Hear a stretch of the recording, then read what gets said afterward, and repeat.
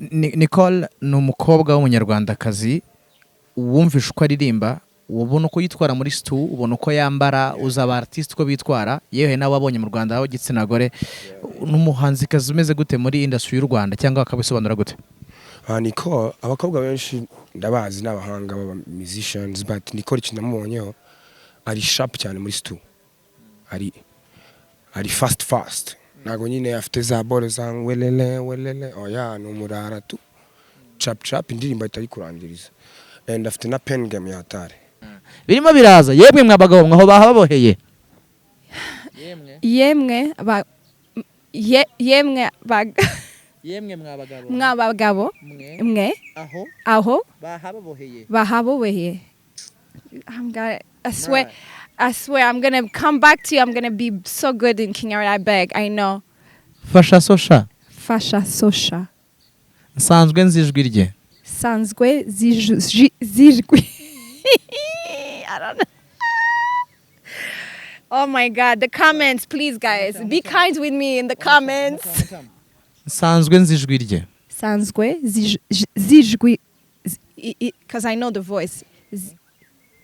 Zijwi. One more time. Sanzwe nzijwi rye. Sanzwe zijwi.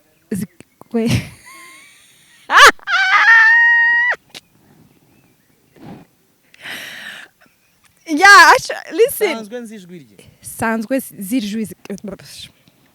Sanzwe nzijwi rye. Sanzwe zijwi. Rge. Sanzwe zi ijwi rge. Sanzwe ijwi. So connect like yeah. Sanzwe zi ijwi rge. Sanzwe zi ijwi rge. Wow, one more time. Sanzwe zi ijwi rge. Yeah, you almost there. I know Sanzwe. Now I understand. Sanzwe zi ijwi rge. Wow, one more time. Sanzwe zi ijwi rge. Sanzwe zi ijwi rge. Wow. Let's talk about a girl who is an artist like you. How hard or how easy to be an artist while you are a girl? Yes, it's hard because it's a man's world. Meaning, yeah, let's be real. It's a man's world. We always have to. That's why I want to talk to my ladies, artists. Let's start to be more sufficient in terms of us. You know, you could be a singer, songwriter, but also let's try to go beyond that. Well, let's know how even to manage ourselves a bit. Let's know how to mix and record ourselves. Just take our time to try to get that tool, study a bit more, because sometimes as a woman, we tend to stand or, you know, we wait for the person who's going to help us. Cyakirarandagaske.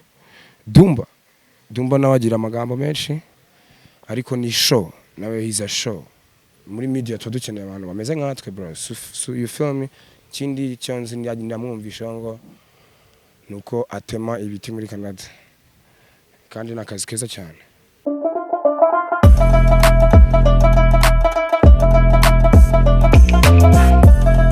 Eyo, what's up Rwanda? What's happening Kigali? Nizere ko ari amahoro kandi bigenda neza cyane. Ngo wayikaze muri 1-on-1 episode indi kandi. Ladies and gentlemen, nyirubugenge nyirubwiza bw'ubwenge butangaje, ngino nguhuze nawe. He's one of them. Superstar. He was born to win, born to conquer, to take over. This guy ni umutungo w'igihugu nesanse n'ubutaka, umutemye mu Rwanda. Green pasture, ubwatsi butoshye ntago bwuma, aragenda nagashirayo. This guy lyrically, delivery, consistency, acting, performing, singing, delivering. Ngino nguhuze ramvuza bwe yitwa Mistaek. Yes sir. Stuck. Agwan taikun. Narakubujije. Kiri gute family. Naje muri one-on-one. Yeah. Se bimeze bite man? Life ni fresh, kirere ni fresh. Ndi gukora ku muziki myinshi, album yitwa Twins. Indirimbo ya mbere yasohotse. Kwa kabiri nabwo turabahereza indi n'amashusho atunganyije nzakwinjirira. Wallahi mugiye kunezerwa bidasanzwe. Yeah. Se usara mu wahinduye look cyangwa se ko wasaga wabikozeho why mu buryo bwese ni ukuvuga ngo njye kuva na mbere nakoraga fashion urabizi so njye biterwa na season ngo nta busobanuro mfite kabisa ariko mbanatayeho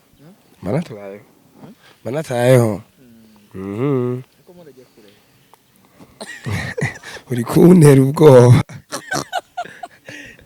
Mistaek umaze igihe muri game y'u Rwanda ni game ubona gute wenda duhereye umwaka ushize 2025 mu mbone yawe nk'umu artiste cyangwa se nk'umuntu urebera umuziki hafi game hano mu Rwanda uko bisa yateye imbere iri gutera imbere nubwo tugifite ibintu byinshi byo gukora ariko icyo nishimira nuko ubu ngubu usigabona hari abartiste benshi cyane abana bari kuza abasaza nabo bari gukora bakaniye sha game ni fresh bira promising my bro yeah man n'agafaranga katangiye kuza umunyu yeye gute se sha we mushoma nzanira inyama we mushoma ndi muri kona nzanira icupa ndashaka gusoma si kugora nzanira inyama we mushoma we mushoma inyama ndi muri kona respect kuri wa mushoma wose baduha ko mu ngazi yego Mistaek indirimbo yitwa ku cyaro ni imwe mu zizo wakoze imwe mu ndirimbo nini u Rwanda n'igihugu nyine cyageze muri rusange like ku cyaro ni indirimbo hano muri situation imeze gute ku cyaro ndi muri situation iteye ubwoba ishaza rya danger so ku cyaro ikintu gitangaje my bro nari maze ku recordinga ini ndirimbo yitwa Ndumusazi in the studio na Bobli maze kuyandika irangiye turi kuvuga it's a rap birabaye kadutaye mbwira Bobli nambwira maji nje nago ndananirwa nkorera beat nagiye kuri microphone vibe iraza kandi ikintu nibuka nuko irangiye mu natashye ntayirangije numvaga nzajya kuyikomeza nashe numva ari amasegonda 50 numva niyo ya danger mitanyitaho icyo gihe nari ndi kwishaza taikun na telefone nagiraga bro nabaga muri trenches nararaga hasi bro icyo gihe ndabyibuka shout out to Derek niwe wagiye kuyinyuploadingira Derek sana byari insazi man na telefone nagiraga abaji banje batangiye kujya bansura my bro iski ndimba yari kuzamuka nicyo gihe nabo nagiye kubona mbona bari kumumagara bama kubiraka bro ndavuga score ya bora ari neza wakigabo ku cyaro ni neza bro nese ko turaba ku cyaro n'undi wakigabo situation igoye gusohora indirimbo ikaba hit ariko ubuzima butaragenda neza ibyo byatewe n'iki lifestyle na mbere yuko usohora indirimbo lifestyle ntabwo bimeze neza ntabwo byari bimeze neza ariko nakoraga music n'ubundi ariko byari insazi muri iyo music kabisa man experience wagiriye ku ishuri ry'umuziki rya Nyundo ni iyihe Mistaek nuko ubu ngubu ibyo nkora mbizi kandi nkaba nabasha no kubyigisha nanjye nicyo cyiza cyo kwiga ibintu abantu bose ku muhanda bari talented bakora neza ariko ari ukuntu udafite capacity yo kubona ayo wabyigisha ko nago uzi amazina yabyo ntago uzi ko uko wabikora tu ikindi cya kabiri nagiye ndi mu rapper gusa ariko ngo wa play guitar ndaririmba ya produce uri kumva ko ibintu byarakuze tu na mindset irakura and then Mistaek mu myaka yatambutse uri mu bantu bibasiwe ku mbuga bijyanye na fashion cyangwa se we nibyo wari wise imideri wabyakiriye gute shana byakiriye neza tu kuko sometimes aba junior bataragera level of understanding nagari kosa ryanjye bro nagari kosa ryanjye umu artist wese ava kagera umu musician wese music na fashion biravukana kuko ugomba kuba ufite uniqueness yawe ukuntu wambara uko bidoda uko bitekereza cyane cyane man ure umuntu ukuntu yambaye ukatumenye ukuntu mu mutwe bimeze so niba badafite level yo understanding I don't give a fuck Mistaek ikintu wicuza mu buzima bwawe kugeza ubu kubona arabyara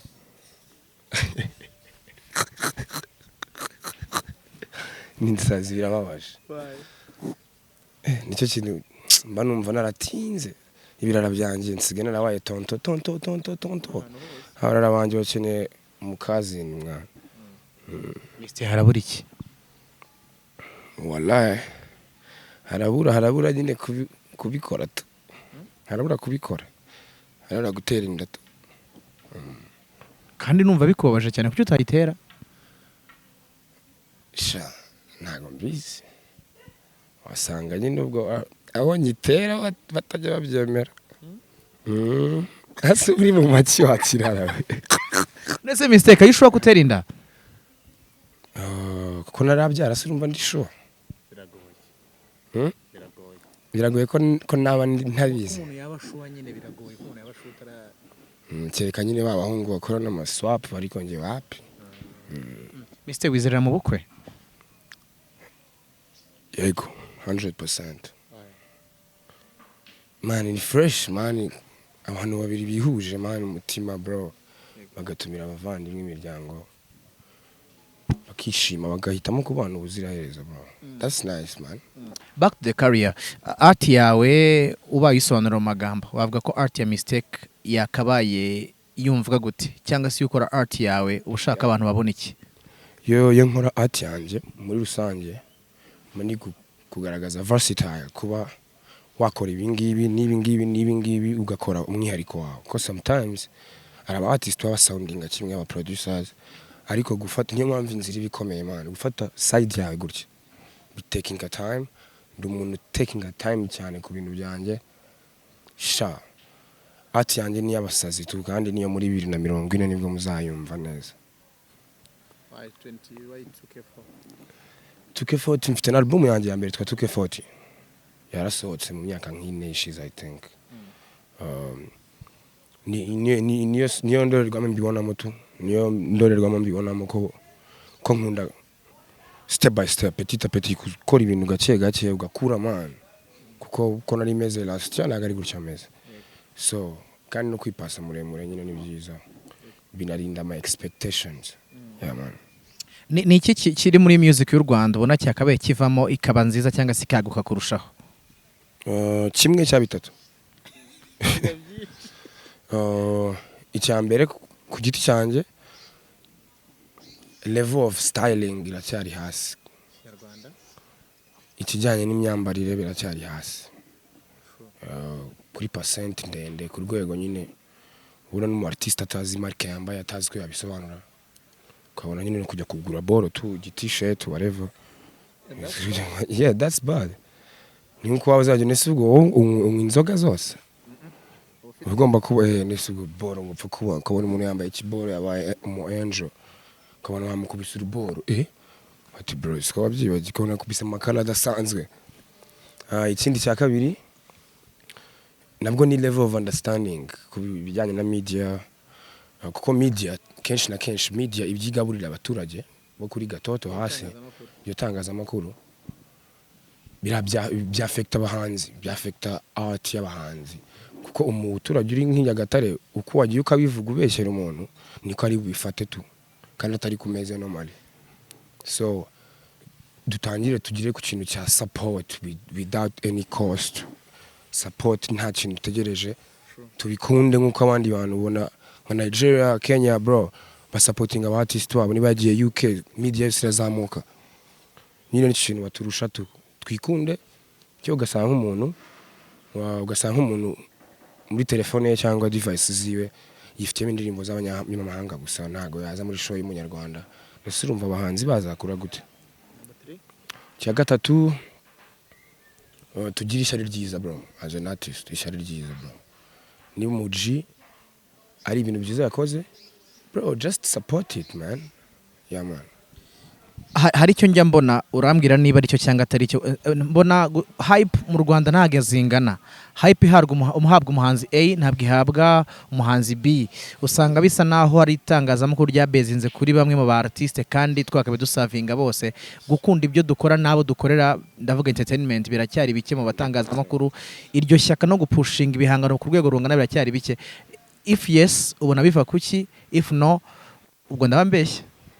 Yes biva kuri ya level of understanding ariko koko ikindi cya kabiri n'ubu ngubu ntago bikimeze nko muri 2007 byari bimeze byarachange zabwo byari rukanze rero nyine ko generation zizagenda ziza ibintu bizagenda bihinduka kuko ari abantu bari kuva ku ishuri ku muziki abari kwiga ubunyamakuru abantu bashyashya bafite bafite imyumvire itandukanye niyo ya kera.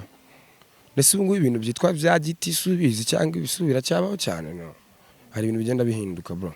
So ikintu gihari reka dutegereze kubera ko niba unanabizi mpora mbibwira njye abaji banje bro. Imyaka ya industry yacu iracyari akabebe. Kuko bigene no ku mateka yacu urabizi ibintu bya twagiye ducama abandi bari gupatinga bro. Bo baka industry. Nje navuga ko ino industry y'ino muziki nta nubwo imaze imyaka irenga 30. Mu gihe abandi icyo gihe bari ku matuwa abafela bro. So bije level of understanding ahubwo n'ubu ngubu turamabuye kabisa. Respect kuri his excellence wacu kabisa. Yarakirukanyishije agahugu kacu. Mistaek baravukiye Nyagatare byafexe cyangwa se bya contributinze bingana gute kuri career yawe?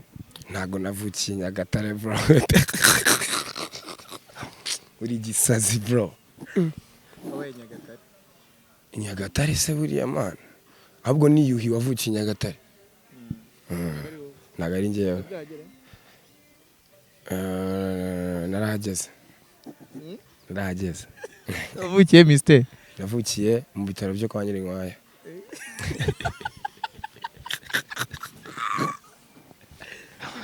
Gisimenti? Oya, hari Nyamirambo, gisimenti jeje bundi. Yeah man. You got a mom cyangwa se your dad niba ufite ubwo nago ubugaraza kutubwira bakubwira ko ukiri muto kuzura umwana umeze gute? Wambwira ko of course narakubaganaga nk'abandi ba petit cyane urumva kunda kujya gutera agapira cyane ukunda kuzerera kujya kwidumba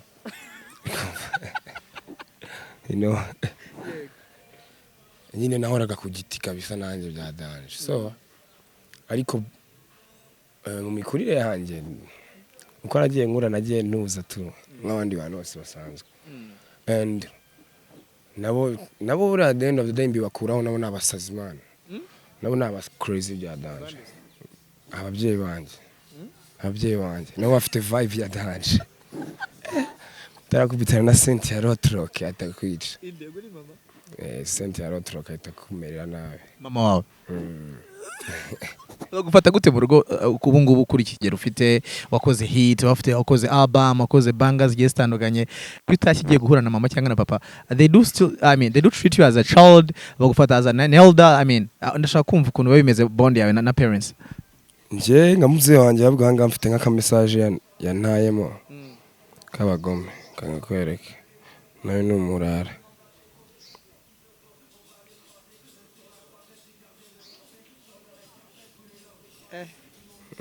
afite level understanding yes sir numu artiste rega muze wanjye yitwa Bahizi Wineza Olivier bamuzika bori kitwa Mopengo yaradufashije bya danje mu fondateur wa edition bakame dutabo twigiyemo turi abapeti muzima cyane yaman n'umwanditsi tu yaman wakoze album uheruka gusohora 2K40 ni album nziza kuri gihe wayumvisha nkayirangiza indirimbo zose ziriho ni nziza nta kosa ririho kuki promotion no kuyisunika bitabaye binini what happened sinzi ukuntu byagenze ariko icyo gihe kuri bo why don't you push like icyo gihe nani narabona abafatanya bikorwa kuko urumva gufata indirimbo hafi 20 kazi pevera mixing recording everything cover amashusho so byageze kuri level no na za pamiura zari ziriho akavideo nkabona ubushobozi ngakora after nyine habayeho ya level of pushing yacu nyine tugomba kujyaho wabyumvisha niba ari byiza bagakwiye kugira icyo bikoraho to respect yama Mister abantu bakuzi bavuga ko ibiro byiyongere igose buriya cyane arakuze ntabwo ibiro byiyongereye ahubwo ibiro byariyongereye kubera come again kubera nigga sorry nigga that you know you went hard on me man maje ni kuvuga ngo ako wambaye neza taikun thank you bro kabisa ku mideli wewe wihangaye ku 10 ijana ku 10 ako agereka kubeshya ari umurara n'umwana gutayo nkuko ngutaho abari marke gusa noneho zo muri sungula cyangwa ingi ni featuring every book hamwe na Most Payen yari kopi enye gusa inkweto iyi ni Wiri Ngoma vibes iyi ngiyi ni market kwa Kani abantu basi cyangwa barayizi kabutura iyi ngiyi niyo Nicole yari ipantaro ayiwa bagi ndayidodera ibintu byose shades Gofero Edmonton vibes yeah man. And then ufite album yitwa Twins. Would you please tell us about this album? Twins. Nje nikubitanira n'indege or like from Canada yitwa Nicole. Nanjye mba nsanze ndi pilote tumeze neza. Bisanzwe. Bro umukobwa nsanga n'umugome n'umuhanzi wa Danger. So aramanuka dutangira igikorwa dukora album twatangiye turi gukora indirimbo imwe mana. Muri iryo joro dukora 3 songs. Turavuga ati yo ko twagiye muri session byarangiye bungu dufitanye indirimbo zirenga 40 dushaka gucuzingamo. And turanahuza kuri fashion cyane ko afite n'inzu y'imideli yitwa Vintage muri Canada. N'abakunda imideli arabizi kubikora no mu designer, mu creator, ni no mu producer zikwi recordinga, kwi mixinga. Yo nyine byara twara understanding anye even na blending y'ukuntu duhuza mu ndirimbo. Bro birangira management yo yifuje ko twakora album. Nanjye ni yanjye barabyifuza. So impamvu twese Twins nagayi twin ye impanga. It's 2 as a digit kabiri and wins. So bisobanuye ngo 2 people winning together. And niyo mpamvu irandirimbo yacu nshyashya wa release. Niyo mpamvu twashatse gufata umuco twawugira futuristic. Dufata culture yacu tuyigira futuristic. So twarabyacivinze n'indi miziki yose muri buze kusa kubona no kuri Sevalent tubafitiye kandi karirimbo. Yeah man. Iyo muheruka gusohora. Yes sir. Bora ni best man. Bora zose ni best. Yeah. Nicole ni umukobwa w'umunyarwandakazi wumvisha uko aririmba, ubona uko yitwara muri stu, ubona uko yambara, uzaba artist uko bitwara, yewe nawe abonye mu Rwanda aho gitsina gore n'umuhanzikazi umeze gute muri industry y'u Rwanda cyangwa akabisobanura gute? Nicole abakobwa benshi ndabazi n'abahanga baba musicians but Nicole kinamubonyeho ari sharp cyane muri stu. Ari fast. Nago nyine afite za bore za welele oya n'umurara tu. Chap indirimbo itari kurangiriza. And afite na pen game yatare. N'umwanditsi mwiza cyane. Ega nawe n'umwana w'umwartiste. Respect kuri muze Evariste Musoni. Yo Nicole ukuntu namuvuga rero kubijyanye no mu Rwanda. Nicole hari muri Canada afite public nini cyane. So niyo mpamvu yafashe umwanya ariko ubu babyumvikana kuba ufite public mu gihugu kitari cyawe. Birakubabaza man, ugomba kuguza ku cyaro man, kandi ndabizi neza ko abanyarwanda bazamukunda n'umwana mwiza, ni n'umukobwa wa representinga neza, entrepreneur mwiza, n'umuji wa fresh discipline kandi afite consistency hatari, afite imiziki myiza. Yeah. N'umusani bazagenda bamenya gake kandi bazamukunda bazamukunda kandi niyo mpamvu mu kanya ngiye kuba nkuzanira uwo Nicole tumaze kuba tuganira. Ushaka kubona Nicole? Ushaka kubona Nicole wowe?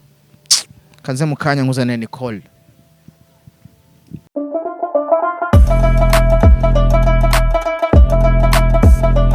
Eyo, Kigali Rwanda, what's going on? Ibyo Mistaek amaze kuvuga misembi bigukorera. Ni pause na play. Avuze kuri Nicole ubwiza butangaje. Melanie ni queen, goddess, she was born to win, to conquer, to take over. Ubwiza bwenge butangaje, ni mwiza imbere n'inyuma. Ateye neza. Aragenda ukumva yakomeza. Arase kumva afata pause. From Canada to Rwanda, ariko n'umunyarwandakazi. Ngwino nguhuze nawe umva ubwiza bwenge bwe. Muririmbyikazi maze kumvisha amatwi yanyu minsi mishishize.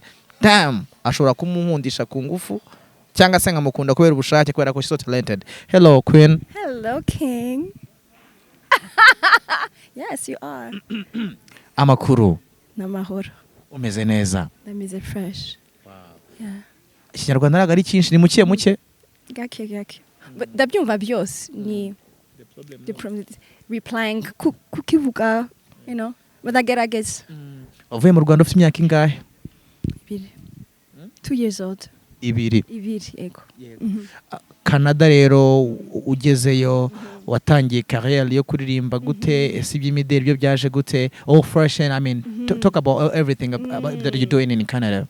Listen, I started making music obviously because of that. That is Muhanzi, you know, and I grew up in the music. But high school is when everything started. Started to write songs, sing, make a little show, and then I did a TV reality show. But it's not. I did the audition. It's like Star Academy. I don't know if you guys know. And as of that time, everything started to be more like career-wise, professional-wise, things like that. Aravuze ati ibintu yabyinjiyemo bijyanye na papa umubyara kubera ko ari umuhanzi nawe yitwa Musoni gira ngo abenshi muramuzi. Ati rero agiye muri Canada ngerageza ibintu byinshi muri high school nibwo natangiye kubigerageza mbishyiramo imbaraga kujya muri series cancer reality shows nubwo wenda zari auditions n'ibindi. You keep telling them and then Yes, and then that's it. I started to be like doing more shows and taking my career more professionally. But you know, for a lot of people doesn't know, I worked at a bank for a long time. Wakoze muri banke? Corporate girl. Yeah, I did. Because who has to pay the bills? I have to be a sufficient artist. Yeah. You cannot. I understand this the way like because music is hard as. You know, it's very hard. And you have to be smart in the things you do. So I don't have a label. I'm a very independent artist. And I'm not counting on anything to sustain to my career. So I have to make money. I have to go to work. So I worked at the bank for like a long time. Like 13 years. 12 years. Is that true? Yeah. Yakoze muri banki imyaka 12 impamvu yamuteye gukora muri banki nuko umuziki we ari ushoramo nta management afite byose abyikuraho agomba kuba umuhanzi wigenga kandi wishoramo. And then why did you start to come back in Rwanda? The first time I came here to Rwanda it was in 2013 and it was for Kigali Up. Shout out to Mighty Popo with my uncle. I love him very much. So I was there, I performed, and then I fell in love, obviously. Obviously, I was like, okay, let me come back. And then I came back in 2018, 2019, and I decided to come back for sure, like last year. And then, I mean, of course, this show is like 2-in-1, though the name is one-on-one. I have Mistaek, but also I have you as well. Yeah.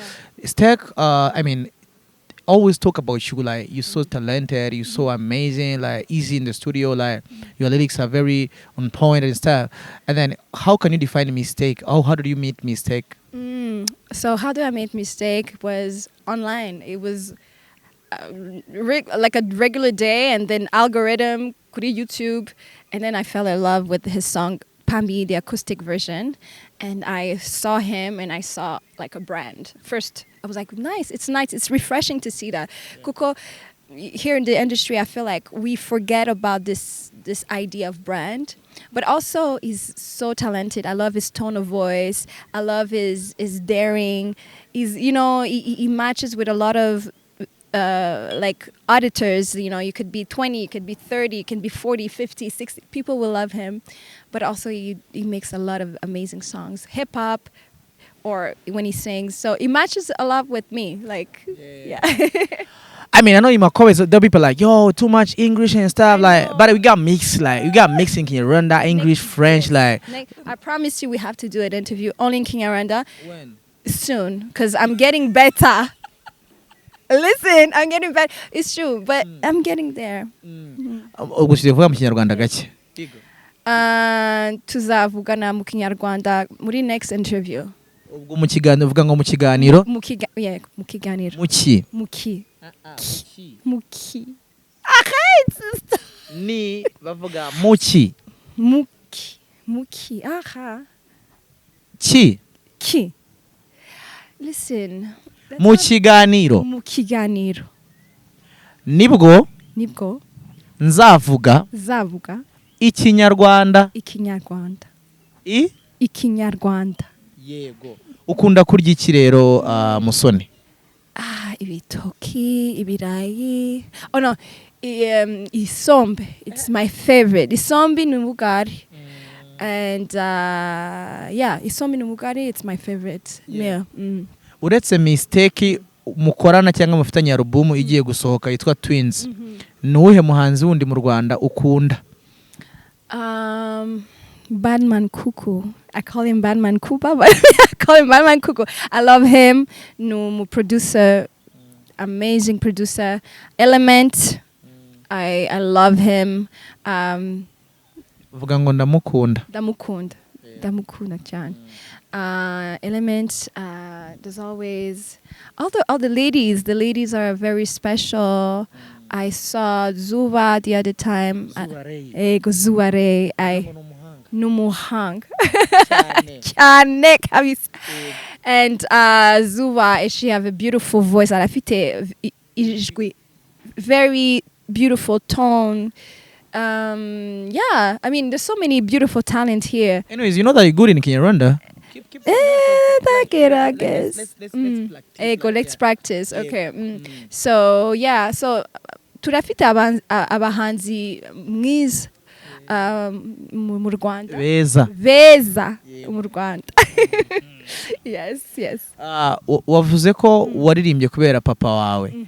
Ese papa wawe ajya kubwira kuririmba cyangwa abonye aririmba nawe urabikora gusa? Oh yeah, ni virage, like it came. Byarizanye naturally. Simbizi kuko mama numuhanzi as well, but also she teaches how to kubyina traditional dance. Mama wanyu yabigisha ko babyina gakondo. Gakondo, exactly. So it's natural. It came natural, and at home we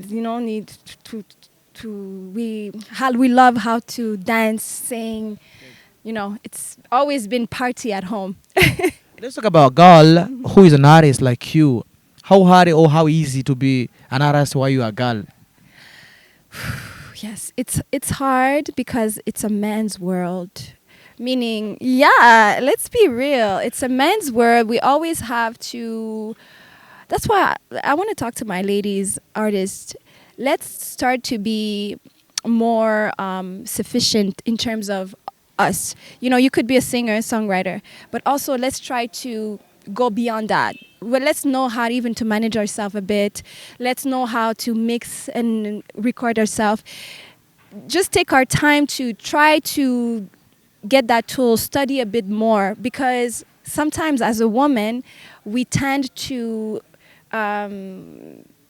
stand or, we wait for the person who's going to help us. Oh, this guy is a producer, is going to help me. This guy is this is going to help me. No, let's have to be independent ladies. Let's do it by ourselves. Try. I'm not saying that sometimes you don't know, but if we take time to study a bit more, because it's your dream, it's nobody else's dream.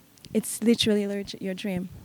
Ati abakobwa benshi bari kundeba ndagira ngo mbabwire cyangwa se mbasobanurire ko ibyo kuvuga ngo ingo yazantabara, ingo yazamfasha, ndicaranga producer zamfashe, manager, journalist cyangwa se abandi bari muri game gutabara cyangwa gufasha ntibikunda. You need to do it by yourself cyangwa se ugomba kuba wabyikorera cyangwa se wabyifasha. But somehow I'm not sure about that. Maybe you're going to tell us like they do say that music is very expensive, like yeah, it is. Absolutely. I mean, especially when you do everything by yourself. Who's paying your studio session? Who's paying your photo shoot? Who's paying, women especially, we have to look good. We have to take care of ourselves. Like, there's a lot of things. And also the publishing. Everything is money. And I understand the hustle. And yeah, it's not easy. And listen, I'm still now trying to become the person that I want. So it's not easy to do that by yourself. Ndababaje ngo umuziki urahenda, arambwira ngo yego urahenda kubera ko kwishyura studio nk'umukobwa bakeneye gusa neza, akeneye kugaragara fresh, so bivuze ngo amafaranga cyangwa se ubwatsi ugomba kuhagendera. Nge nize neza bro, nge ngomba gusobanura ikintu ukacyumva. Anyways, can you try these words in Kinyarwanda? Okay. I'll be saying a word and then you'll be repeating after me, right? Repeating, okay. Repeating after me, right? Okay. Say. Say. Fasha sosha. Fasha sosha. Period. Fasha sosha. Fasha sosha. It's good. Okay. Fasha sosha. Fasha sosha. Yemwe mwabagabo mwaho bahaboheye. I cannot. Let's try. Okay, let's do it again. Yemwe mwabagabo mwe aho bahaboheye. Yemwe abagabo mwe ba I don't know what yemwe mwabagabo mwaho bahaboheye baby yemwe yemwe mwabagabo mwabagabo mwe aho bahaboheye birimo biraza yemwe mwabagabo mwaho bahaboheye yemwe mwabagabo mwe aho bahaboheye I swear I'm gonna come back to you. I'm gonna be so good in Kinyarwanda. I beg. I know. Fasha sosha nsanzwe nzijwi rye sanzwe zijwi I don't know.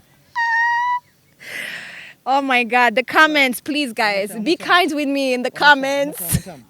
nsanzwe nzijwi rye Sanzwe zijwi because I know the voice. Zijwi. One more time. Sanzwe nzijwi rye Sanzwe zijwi.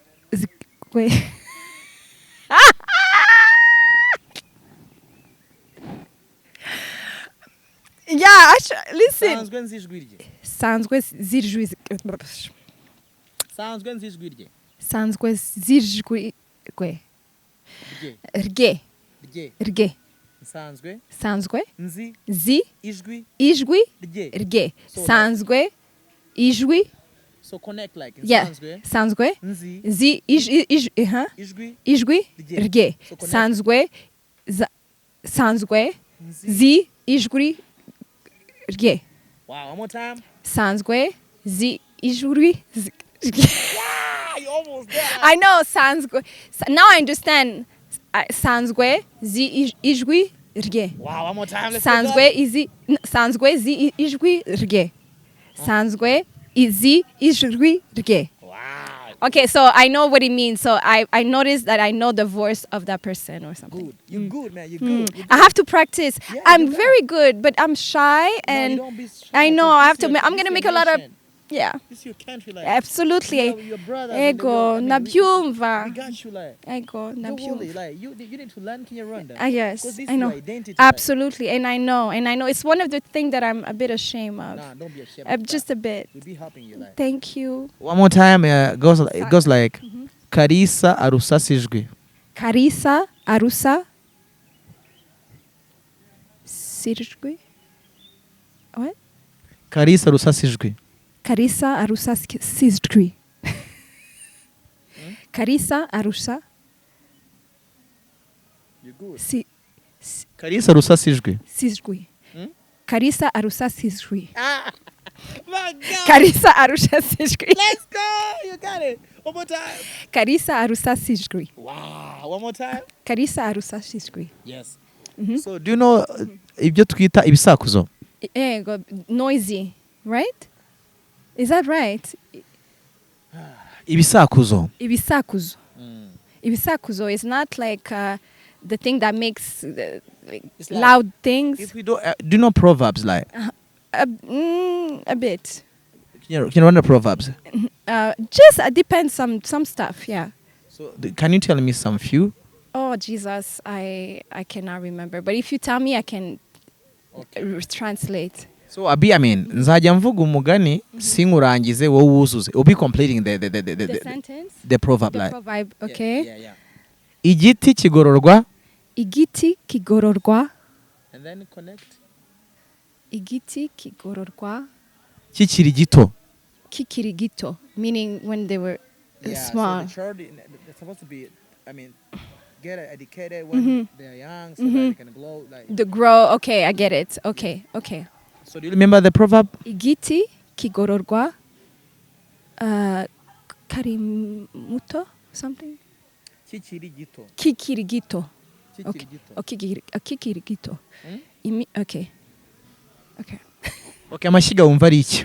Oh mon Dieu, I don't know. I mean, it depends. We can try, like. Yeah, I could try. Okay, like You say amashyiga. Like, amashiga. amashyiga. What amashiga? I don't know. That I don't know. Amashyiga, normally, you see, I mean, the kitchen where we cook from, Yes. but this is like I can call them more than one, but there's old, like this old version of a place where we used to cook from. So like a stove, but running the stoves, they're like 3 stones. Down the stone, like I know, like, yeah, the stone, and then you cook your thing. Okay. So those things that where we cook on, they are called amashiga. Amashiga. Okay. Okay. These are the amashiga. Okay, I get it. Okay. So Okay. umuganda. Umuganda. It's not what we clean the streets and the thing every last weekend. That's my G. Iterambere. Iterambere is like you have to be upfront, like like representing or iterambere. I know what it is. Iterambere is like to represent. No, okay. Continue. Develop or put yourself up there. I know my mom always tell me that. She told me that last night because it was Heroes Day. She said, continue, terimbere. Exactly. Yeah, just continue up front, continue, walk in the front, terimbere, like, you know. Ikigaje. Eh, ça je connais pas. That I don't know. Ikigaje. You can try. Ikiga. Okay. Yeah, it's a drink, like. It's a drink. Yeah, it's a drink called ichigaje. So. Okay, it's not banana beer. You're almost there. You're almost there, man. Like you're almost there. Sorgho. Sorghum. Bière de sorgho. Sorghum. Yeah! Let's go. You got it. Yeah. Yes. That's my Yeah. Cool. Yes. I mean, maybe there's some words like in Rwanda words that you need to know from me. Like, yes. what are they like? The words I need to learn from you. Ijambo. Ndashaka kwiga ni. Okay, okay, so how do you say a woman empowerment? Yeah, you know, like, yeah, a woman that inspiring other women. How do you say that in Kinyarwanda? Umugore w'icyitegererezo. Umugore w'icyitegererezo. So that's a person who empowers women. Exactly, that's what I want to be. Oh.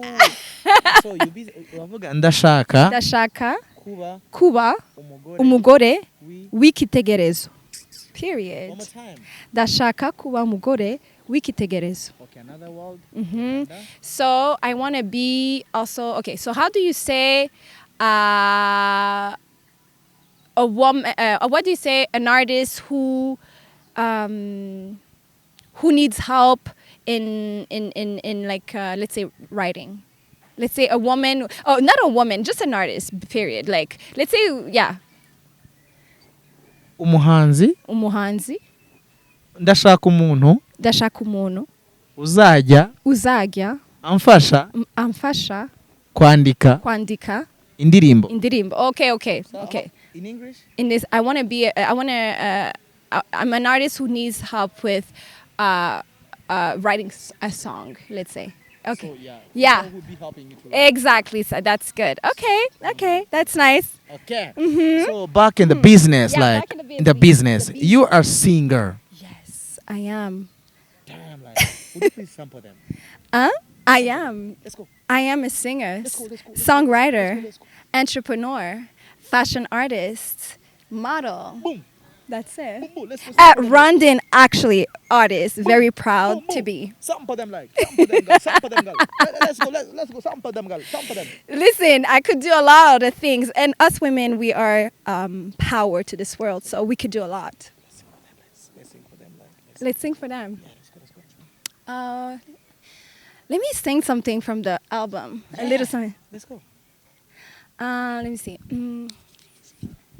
Besi umwanya urahumva, quality times urayumva, rema mu maso urabyumva, shaka kumenya uwunda. Besi umwanya, quality times, rema mu maso.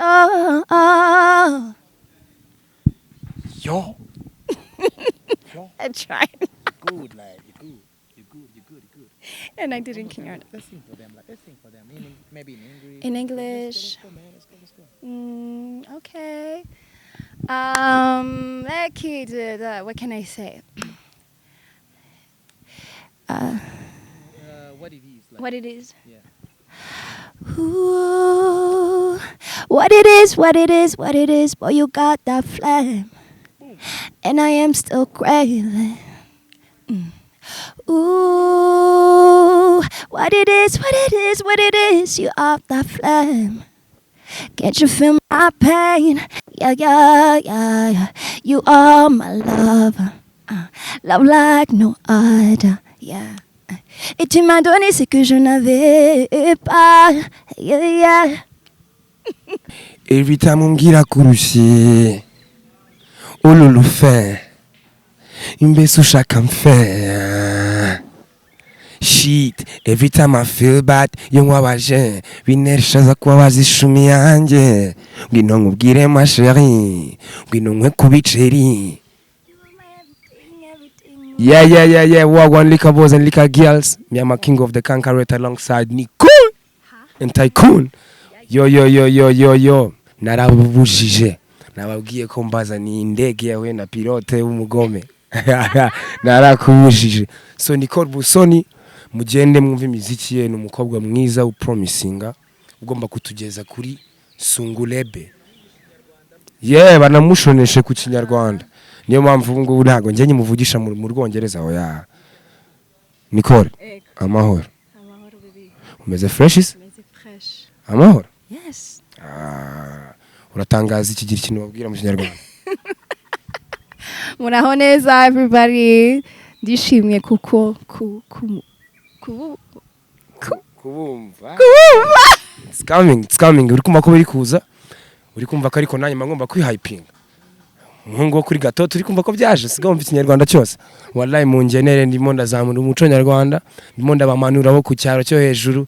Wallahi RDB mume kumunyu, wallahi ndi muri visit Rwanda y'abagome. Yeah.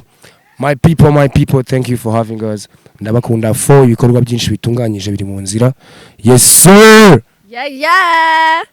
Mwah.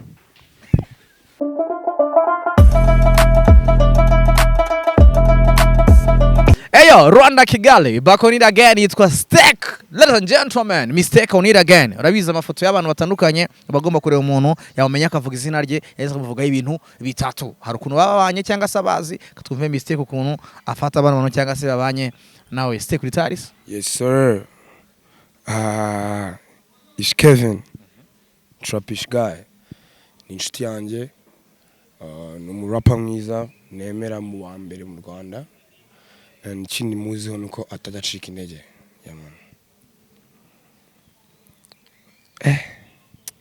Ntago numurara muzi kabisa. Ariko ndi kubona akina mu ikipe mfana tu. Ntago muzi kabisa. Mfana APR. Yitwa Nije na Crema. Nije na Crema, tugahuze soon my brother. Courage kabisa.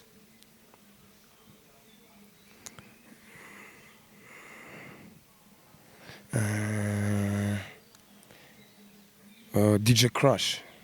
Niwe? Na bintu ntago turabonana, na bintu byinshi muzi. Ariko mbona nyine afite poem imeze nka poem zo muri Pologne.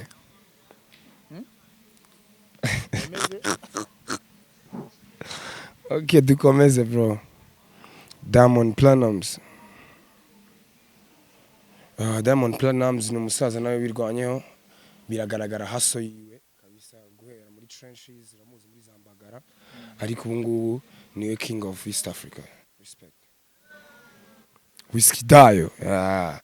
Boy. Wizkid ni urugero rwiza ku artiste bose muri Afrika ko ibintu byose bishoboka.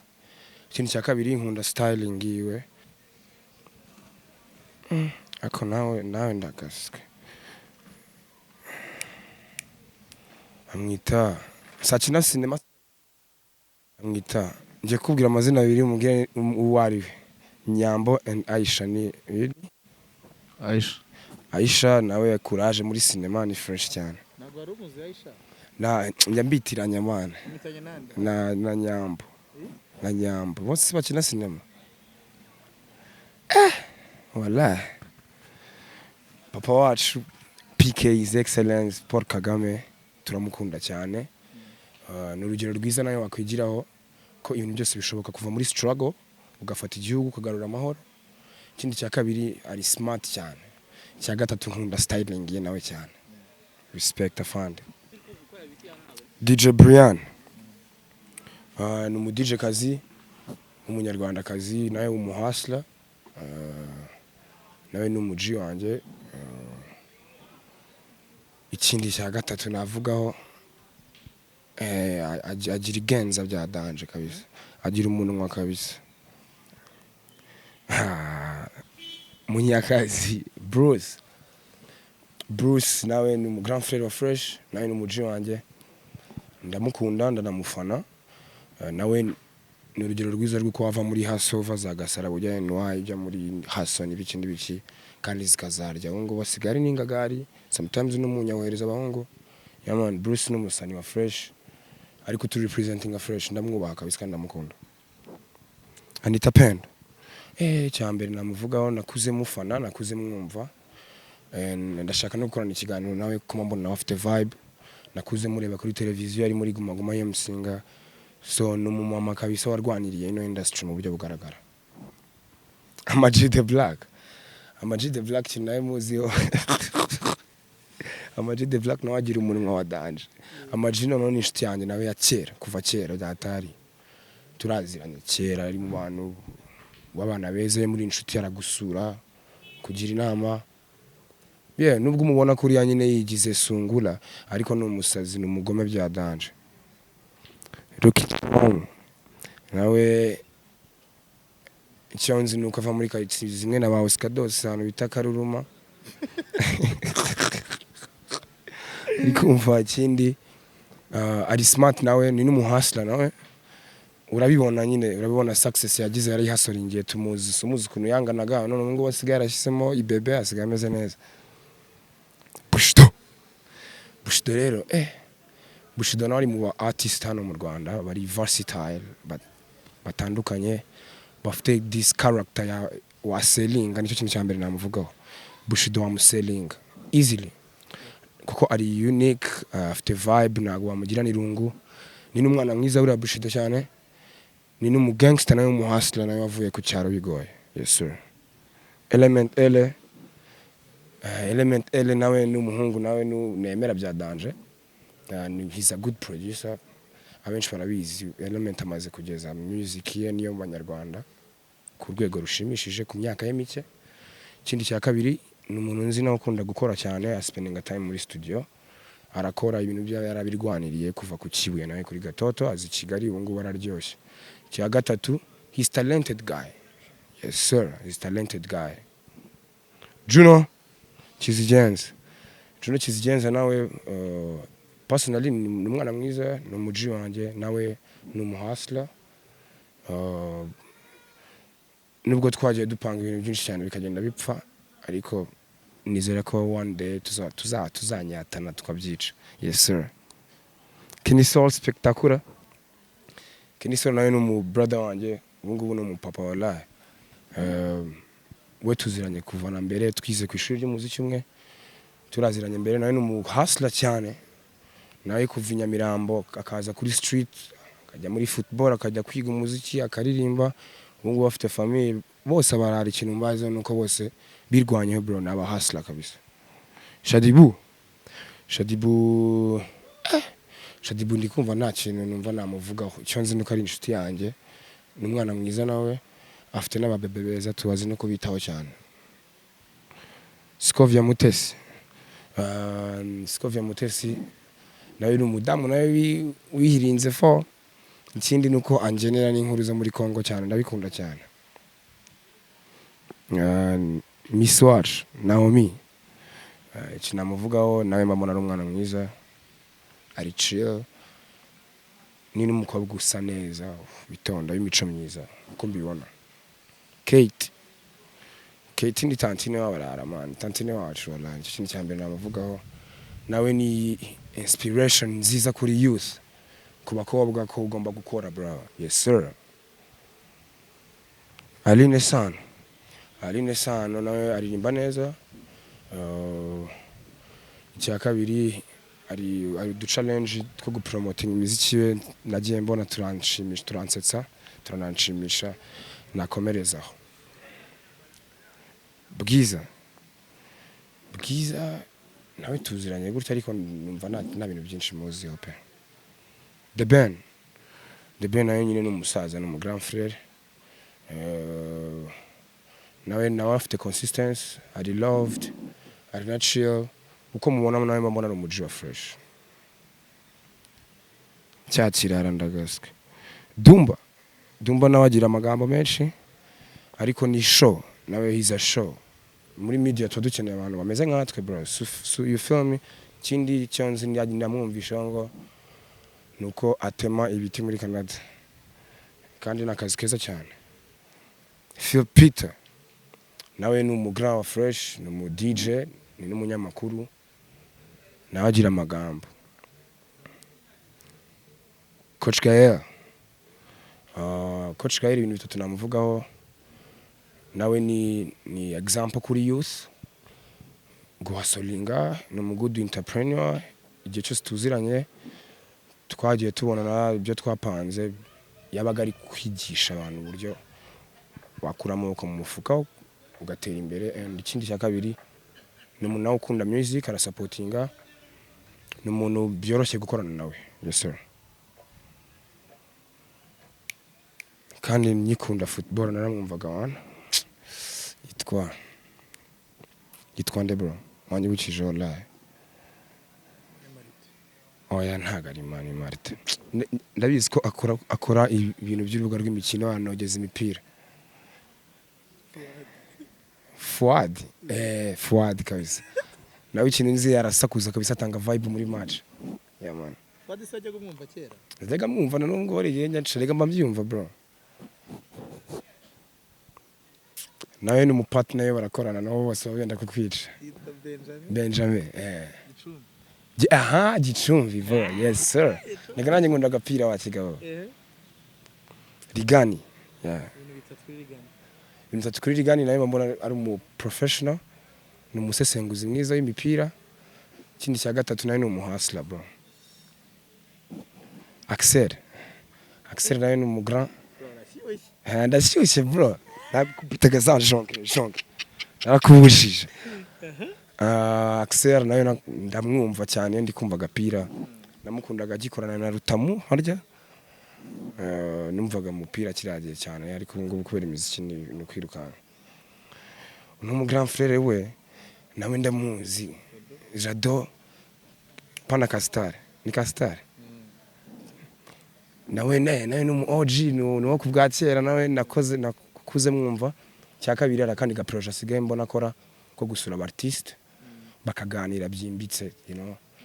Ndakeka ari byo ngibyo. Uyu nguyu nawe Faustino.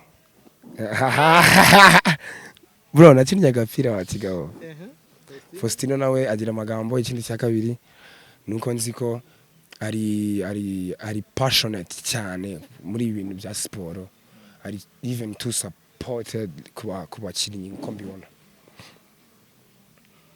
David Bayingana nawe ni umugrand nakuze numva, nawe ni umusesenguzi mwiza. Cya kabiri mbona akunda na music cyane, akunda uruganda rwa music. Ahantu henshi nagiye mbona mu mashusho aba yaje gusupportinga. Respect. Shayungu ntago mushona kabisa. Lorenzo seko wallahi. Lorenzo ariko ni mushyashya. Rag ntago muzi ibintu byinshi ariko nuko nzi ko ari umukinnyi mwiza. Mwibuka kiri muri aperi mu gihe cyashize. Captain Haruna Niyonzima nawe ni umugrand mwiza wa to representing insabya hatari. Nawe akunda music and yari talented cyane, ni umutipe uri talented cyane. Mutabaruka ako bro uskwanzaniye no wanyishe. Mutabaruka nawe ikintu muziho nuko twari duturanye Nyamirambo kumva. Ikindi nawe niganye n'umwana we witwa Nicole. Can you imagine muri high school? Narabyibagiwe and nkunda duo yiwe na Byondo yiwe. Oda Pass Odapasi ikintu muzo nuko yari umuntu ari mu ba rappers batangiye ibiboro igihe abakobwa byabaga biri bitoroshye kuba watangira rap urumva urana mu studio recording nawe ari passionate ari mu bantu bafungura imiryango abakobwa bashaka kuba ba rappers. Kemo Sabe Bulldog nawe cyanci namuvugaho ndamwubaha ni mu rapper ufite consistency iri ku rwego rwo hejuru ni n'umuji wa fresh dufitanye n'ibihangano no mu grand frère wa fresh and nawe ni umusazi kabisa mu bijyanye na art. J Paul Kabaka rest in peace. J Paul Kabaka ikintu cya mbere namuvugaho nuko ari mu bantu banyinfluenceje kuba nakunda rap. Hari indirimbo nakunda gacereva kugera kure mu buzima nshuti yanjye menya katari ko gupfa ibyo ubona amanywa nijoro bikubereye isomo ryo mu buzima. Like iyo ndirimbo narayumvaga nkumva yo iramfashije muri life. And cya kabiri afite pen game ya dance afite pen game still now ndacyamwumva kabisa. Cya gatatu afite n'abana beza bari educated ko nagize amahirwe kubabona. Yeah.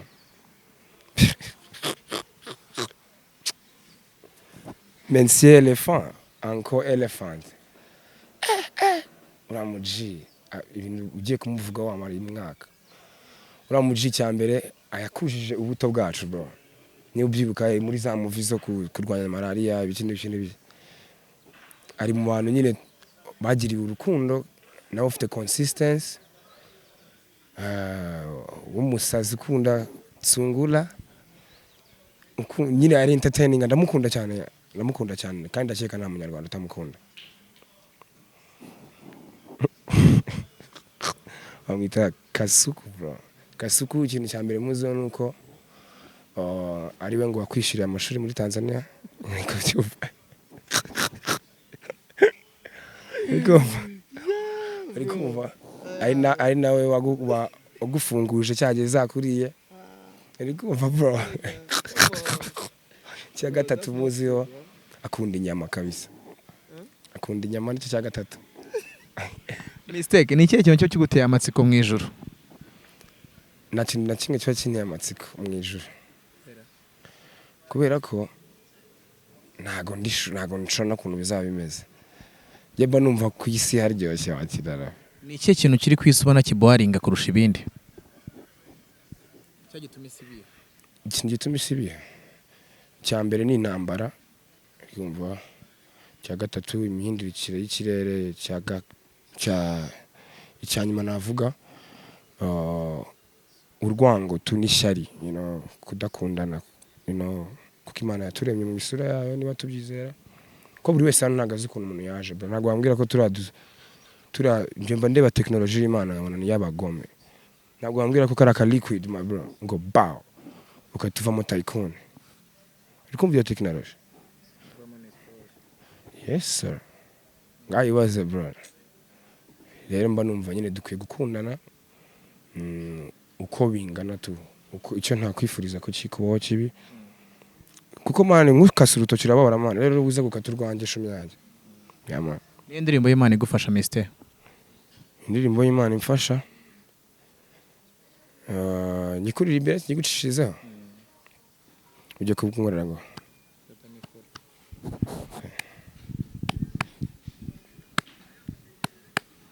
turaje Mari nari tumugiraho ukamwihorera. Turaje Maria kugutaramira mubyeyi wa jambo uduhore hafi. Yes sir. Nkubite nakandi umwana wo mu watambye gatsigaho kandi kavuga ngo wallahi rawanze ugasonesha wallahi cyangwa isivuga ngo nkoreye Satani. Ndetse ubundi kwanza urashaka ko muri hedini genda umukatolika abakristo ari buriva ngo hari ubuzima iyorere kandi nagutayemo nagutayemo papa. Anyways, as we concluding, I would like to take this time kugira ngo ngushimire Mistaek. Ntabwo ari ukubera interview, ubwo ndabishimiye bya interview byarangiye. Art yawe urubugenge bugenda men. Hari imitima myinshi usana cyangwa wasanye cyangwa uzanasana. Rero nta muntu umeze nkawe muri uru Rwanda bro. You're the only one person umeze nkawe. Life is very subjective, uratangaje, and then people are not ready, man. Are not ready for what you have for them. Rero ubwo nagushimira personally. May God bless you, live longer. Ibyifuzo by'umutima Imana bigusubize kubera ko Imana yaguhaye cyangwa si art if the reason behind kandi impamvu ni nziza kurusha uko tubitekereza. Man, you're an amazing person. Uri mu artist navuga batanu cyangwa se batatu cyangwa na babiri abaye n'umwe u Rwanda rwahagararirwa nawe. You're the one, man. Live longer. I love your art. I love your pen. I love your style. I love your energy. I love everything from you, man. May God bless you, bro. Live longer. You, One love, man. One love, my G. Yeah. Good night, man.